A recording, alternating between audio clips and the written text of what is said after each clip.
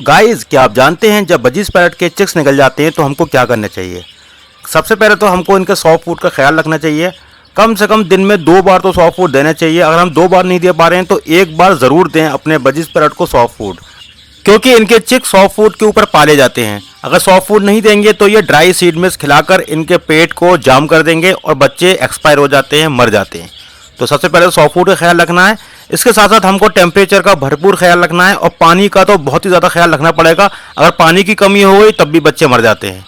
तो ये सारी चीज़ों का आपको ख्याल रखना होता है, तो फिर आप हमारी तरह बजीज पैरट की बहुत ही शानदार प्रोग्रेस देख सकते हैं, पा सकते हैं और फ़ायदा उठा सकते हैं।